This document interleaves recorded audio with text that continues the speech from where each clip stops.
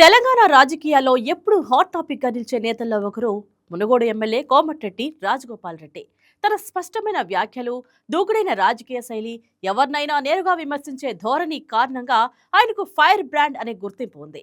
అలాంటి నేత ఒక్కసారిగా తన రాజకీయ శైలిని మార్చుకుని సీఎం రేవంత్ రెడ్డిపై ప్రశంసల వర్షం కురిపించడం ఇప్పుడు తెలంగాణ రాజకీయాల్లో పెద్ద చర్చకు దారితీసింది.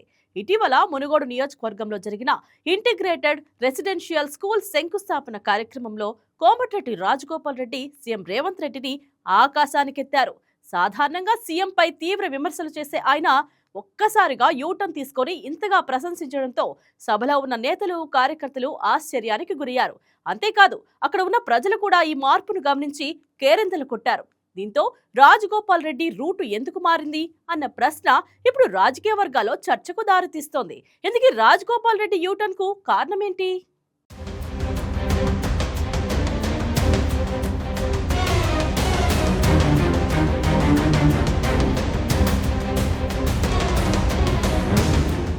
తెలంగాణ పాలిటిక్స్ లో ఒక అనూహ్య మలుపు ఇప్పుడు చర్చనీయాంశంగా మారింది.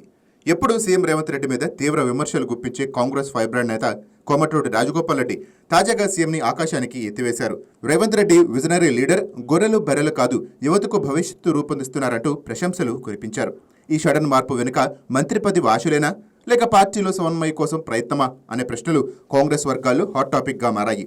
మనుగోడులో 200 కోట్ల వ్యయంతో నిర్మించనున్న young India integrated residential school శంకుస్థాపన కార్యక్రమం జరిగింది. ఈ కార్యక్రమంలో రాజగోపాల్ రెడ్డి మాట్లాడుతూ సీఎం రేవంత్ రెడ్డి విద్యారంగంలో విప్లవాత్మక మార్పులు తీసుకువచ్చారని, మనుగోడుకు ఇలాంటి స్కూల్ మంజూరు చేసినందుకు ప్రజల తరపున ధన్యవాదాలని చెప్పారు. ఈ మాటలతో సభలోని అందరూ కేరింతలు కొట్టారు.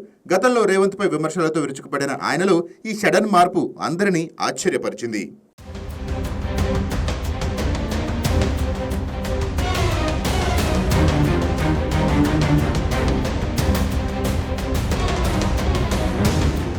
కోమటిరెడ్డి రాజగోపాల్ రెడ్డికి తెలంగాణ పాలిటిక్స్ లో ఫైర్ బ్రాండ్ నేతగా పేరు. కాంగ్రెస్ పార్టీ నుంచి రాజకీయాలు మొదలుపెట్టిన ఆయన 2009లో మనుగోడు ఎమ్మెల్యేగా గెలిచారు. తర్వాత కాంగ్రెస్లో అసంతృప్తి చెంది 2014లో బీజేపీలో చేరారు. 2018 అసెంబ్లీ ఎన్నికల్లో మళ్లీ మునుగోడు నుంచి పోటీ చేసి ఓడిపోయారు. 2023 అసెంబ్లీ ఎన్నికల ముందు మళ్లీ కాంగ్రెస్లోకి తిరిగి వచ్చారు. ఈ రీఎంట్రీ సమయంలో పార్టీ హైకమాండ్ అధికారంలోకి వస్తే మంత్రి పదవి గ్యారంటీ అని హామీ ఇచ్చినట్లు ప్రచారం జరిగింది. కానీ కాంగ్రెస్ ప్రభుత్వం ఏర్పడినప్పుడు ఆయన సోదరుడు కోమటిరెడ్డి వెంకటరెడ్డికి మంత్రి పదవి దక్కినా రాజగోపాల్కు చోటు లభించలేదు. ఇది ఆయనలో అసంతృప్తిని రగిల్చింది. 2024 లోక్సభ ఎన్నికల సమయంలో జరిగిన భువనగిరి పార్లమెంటరీ సీట్లో కాంగ్రెస్ను గెలిపించడంలో రాజగోపాల్ పాత్ర కీలకం. స్థానికంగా క్యాంపెయిన్ చేసి బీఆర్ఎస్ బలంగా ఉన్న పట్టణాల్లో కూడా ప్రచారం చేశారు. ఫలితంగా చామల కిరణ్ కుమార్ రెడ్డి గెలిచారు. ఈ విజయంతో రాజగోపాల్ మళ్లీ మంత్రి పదవి ఆశలు పెట్టుకున్నారు. భువనగిరి గెలుపు తన కృషి ఫలితమని, కేబినెట్లో చోటు దక్కుతుందని ఆయన అనుచరులు చెప్పుకున్నారు. కానీ 2024 జూలైలో మంత్రివర్గ విస్తరణలో కూడా ఆయన పేరు రాలేదు. ఇది ఆయన ఆగ్రహాన్ని మరింత పెంచింది. ఫలితంగా రాజగోపాల్ రెడ్డి పార్టీలో సీనియర్ నేతలపై విమర్శలు మొదలుపెట్టారు. సీఎం రేవంత్ రెడ్డి మీద ప్రభుత్వం ప్రజల అవసరాలు పరిగణనలోకి తీసుకోవటం లేదని, మాజీ మంత్రి జానారెడ్డిని ధృతరాష్ట్రుడని, తనకు మంత్రి పదవి రాకుండా లెటర్ రాశారని బహిరంగంగా ఆరోపించారు. మనుగోడు తన ఇలాఖా అని, మంత్రులు తన పర్మిషన్ లేకుండా అడుగుపెట్టకూడదని ప్రకటించారు. ఈ వ్యవహారం కాంగ్రెస్లో అంతర్గత కలహాలను తీవ్రతరం చేసింది.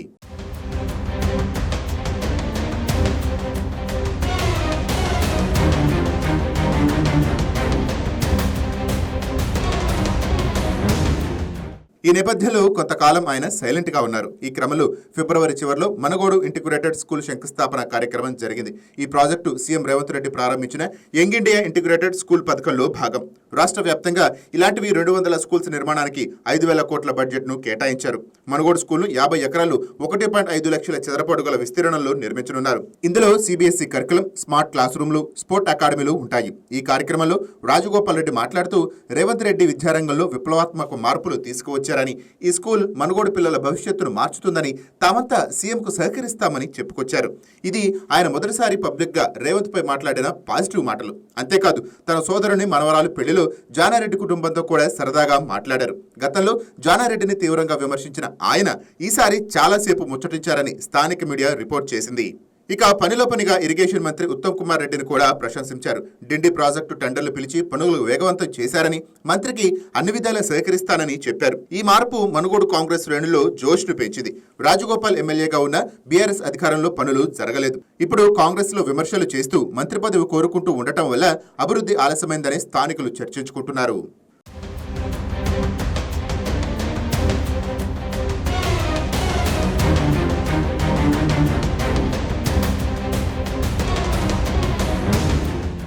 రాజగోపాల్ రెడ్డి మార్పు వెనుక పలు కారణాలు ఉన్నాయని పొలిటికల్ వర్గాలు చెప్తున్నాయి. మొదటిది మంత్రి పదవి.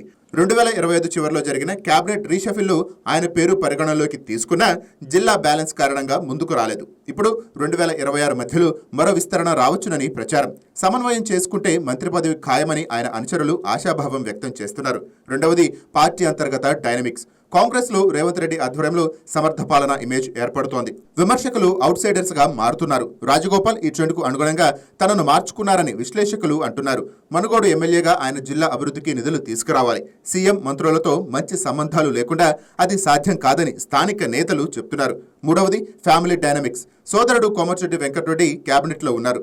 కానీ ఇద్దరి బ్రదర్స్ మధ్య కూడా పోటీ ఉందని ప్రచారం. రాజగోపాల్ తన స్వతంత్ర ఇమేజ్ను పెంచుకోవాలని భావిస్తున్నారు. ఇటీవల జానారెడ్డి కుటుంబంతో మంచి సంబంధాలు పెంచుకోవటం దీనికి సంకేతం. ఇక ఎక్స్లో ఈ మార్పుపై జోరుగా చర్చ సాగుతోంది.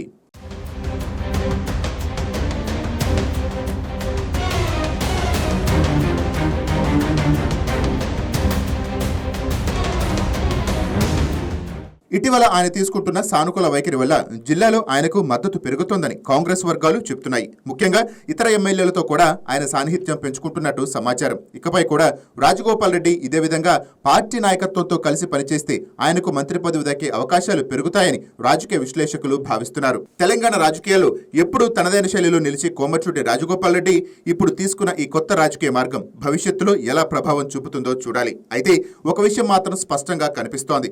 విమర్శల రాజకీయాల నుంచి అభివృద్ధి రాజకీయాల వైపు అడుగులు వేస్తున్నట్టు కనిపిస్తున్న ఈ మార్పు మనుగోడు రాజకీయాల్లో కొత్త సమీకరణాలకు దారితీసే అవకాశం ఉంది.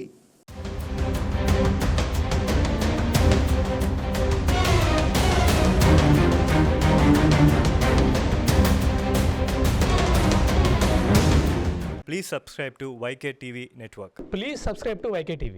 Please watch YK News.